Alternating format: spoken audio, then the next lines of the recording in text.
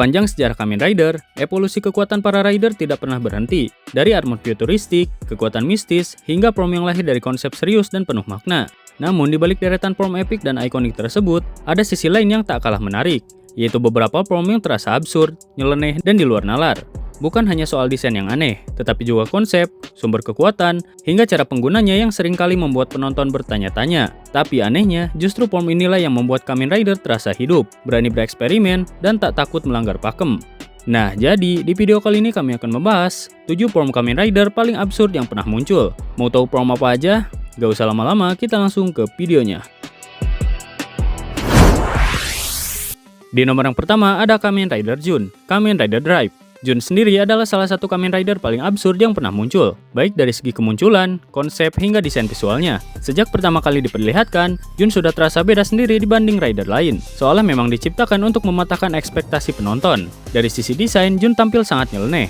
Helmet yang digunakannya bukan helmet futuristik atau armor khusus seperti rider pada umumnya, melainkan helmet biasa yang dicat menyerupai suitnya. Kesan darurat dan setengah jadi benar-benar terasa kuat, membuat Jun tampak seperti rider yang belum sepenuhnya siap terjun ke medan tempur. Dan belum lagi tas ransel di punggungnya, sebuah elemen yang hampir tidak pernah ada pada Kamen Rider lain. Keberadaan tas ini jelas bukan untuk gaya, melainkan memberi kesan bahwa Jun memang sengaja diciptakan sebagai selingan, yaitu penyegar suasana di tengah konflik pertarungan yang serius dan tegang. Namun keabsurdan Jun tidak berhenti di penampilan saja. Dari sisi kekuatan, Jun juga jauh dari kata impresif. Ia dikenal memiliki power yang sangat lemah. Bukan tanpa alasan, Jun sendiri sejatinya adalah prototipe dari Kamen Rider Maha, sebuah tahap uji coba awal yang masih dipenuhi bug teknis dan ketidaksempurnaan sistem. Karena statusnya sebagai purwarupa, performanya belum stabil, kemampuannya terbatas, dan desainnya pun belum mengikuti pakem rider yang gagah dan streamline. Di nomor yang kedua ada Kamen Rider Laser, Kamen Rider X8. Seperti yang sudah kita tahu, Kamen Rider X8 memiliki sistem transformasi yang cukup unik dibanding seri lain. Pada tahap awal, hampir semua rider di seri ini memiliki dua mode utama, yaitu level 1 dan level 2. Di level 1, para rider tampil dengan wujud chibi, yaitu tubuh pendek, bulky, dan terlihat seperti karakter game yang belum dirender sepenuhnya. Barulah ketika naik ke level 2, mereka menampilkan wujud rider sesungguhnya yang lebih ramping, lincah, dan siap bertarung secara penuh. Namun kasus pada Kamen Rider Laser jelas beda kelas dan beda jalur. Alih-alih berubah menjadi bentuk rider ramping saat mencapai level 2 seperti rider lain, Laser justru bertransformasi menjadi sepeda motor. Hal ini terjadi karena ia menggunakan Gashat Bakuso Bike, yaitu sebuah game bertema balap motocross. Jadi ketika rider lain naik level dan makin manusiawi, Laser malah kehilangan wujud humanoidnya dan berubah menjadi kendaraan tempur penuh. Secara konsep ini sudah absurd, di mana rider yang harusnya naik level menjadi lebih slim justru malah berubah jadi motor. Keanehannya belum berhenti di situ. Ketika Laser memasuki Bakuso Bike level 0, barulah ia memperoleh wujud rider humanoid sepenuhnya, bukan dalam bentuk motor lagi. Ini jelas kebalikan dari sistem normal X8, di mana level 0 seharusnya menjadi tahap paling dasar, bukan malah membuka wujud rider sejati. Dan yang paling ironis sekaligus unik, bentuk slim khas X8 yang biasanya menjadi tahap awal perkembangan rider justru baru didapatkan Laser di akhir perjalanannya, dan langsung berstatus sebagai final form. Jadi saat rider lain berkembang dari kecil, ramping, lalu ke lebih kuat, Laser malah dari motor, bulky, dan barulah slim.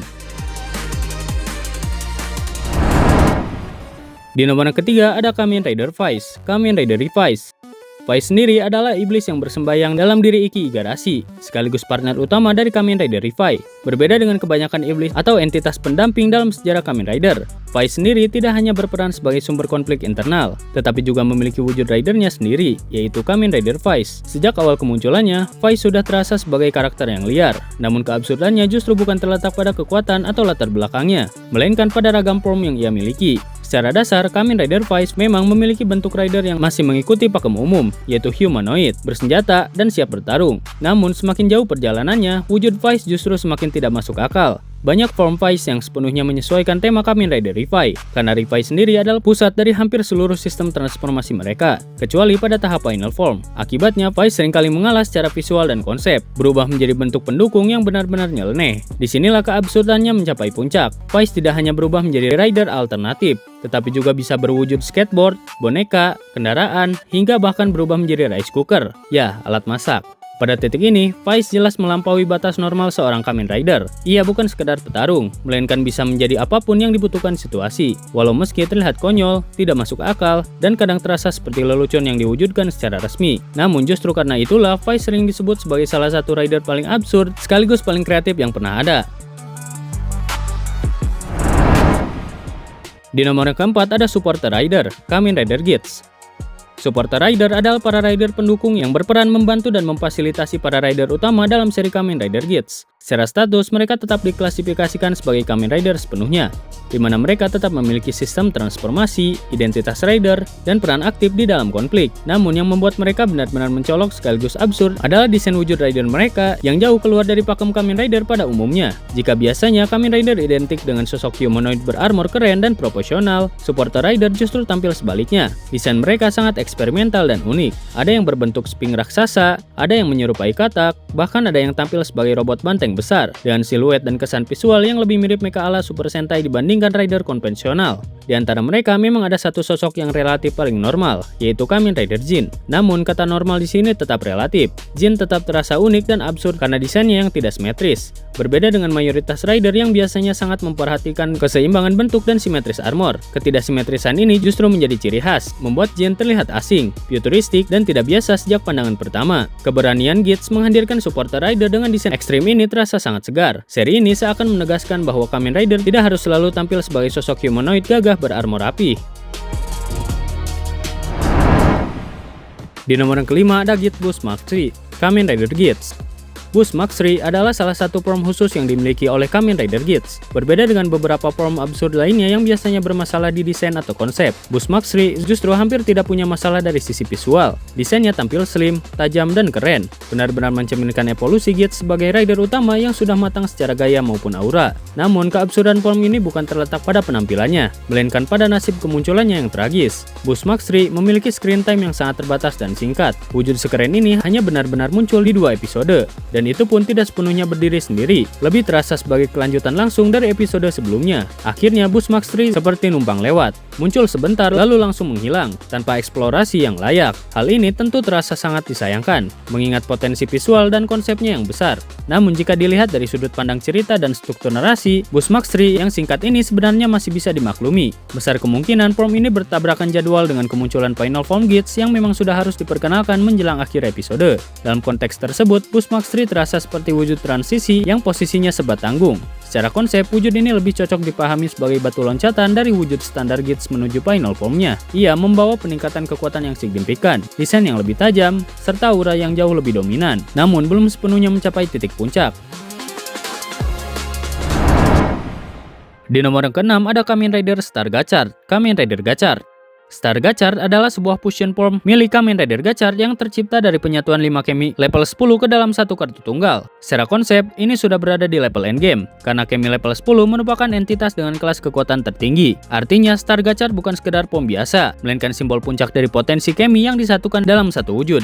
Dari sisi desain dasar, sebenarnya tidak ada masalah besar. Siluet tubuhnya masih proporsional, detail armornya kompleks, dan secara bentuk masih terasa seperti rider yang serius. Namun, keabsurdan Star Gachard justru muncul dari aspek pewarnaannya yang benar-benar tabrakan. Terlalu banyak warna cerah disatukan dalam satu tubuh tanpa gradasi yang halus. Ada biru muda, biru tua, merah, dan emas yang semuanya tampil mencolok dan saling berebut perhatian. Secara visual, warna-warna ini terasa sulit nyatu. Bahkan terkesan seperti 5 konsep berbeda yang dipaksa hidup dalam satu desain. Keanehannya makin terasa ketika melihat bagian bawah tubuh. Di area kaki muncul warna abu-abu silver dan coklat, yang secara ton sangat kontras dengan warna cerah di bagian atas. Perpaduan ini membuat Star Gachard terlihat unik tapi juga membingungkan, seolah satu form ini punya lebih dari satu identitas visual. Di nomor yang ketujuh ada Kamen Rider Gabu Hexenheim, Kamen Rider Gabu. Hexenheim adalah sebuah form baru milik Kamen Rider Gabu yang diperkenalkan melalui versi movie. Secara konsep awal, wujud ini memiliki basis yang cukup unik, yaitu kue rumah Natal atau gingerbread house, yaitu tema yang terdengar ringan, manis, dan identik dengan konsep makanan yang selama ini melekat kuat pada Gabu. Namun yang menarik sekaligus membingungkan, form ini bukan dihasilkan oleh Soma, melainkan oleh Taurin, yakni hibrida ke-174 yang diciptakan oleh Clark. Taurin sendiri merupakan entitas yang dirancang untuk menghasilkan breed Gabu bagi Karies. Secara role, ini membuat Hexenheim punya asal-usul yang cukup kompleks dan terasa off-track dari jalur utama Gabu. Meski begitu, keabsurdan Hexenheim bukan terletak pada latar belakang ceritanya, melainkan pada desain visualnya.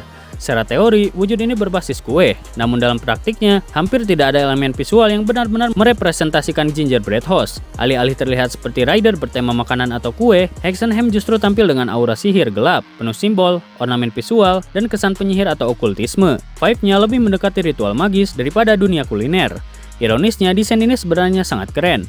Bentuknya tajam, atmosfernya kuat, dan konsepnya terasa solid. Tapi justru disitulah keabsurdannya. Untuk sebuah prom yang berasal dari tema kue, visual Hexenham terasa terlalu serius, gelap, dan mistis. Seolah datang dari seri Rider dengan tema magic, bukan tema snack atau makanan.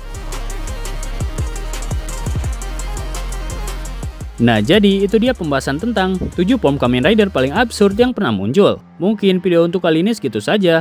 Terima kasih untuk yang sudah menonton video kali ini. Jika kalian ada saran atau tambahan yang lain, silahkan tulis di kolom komentar di bawah. Dan sampai jumpa di video selanjutnya.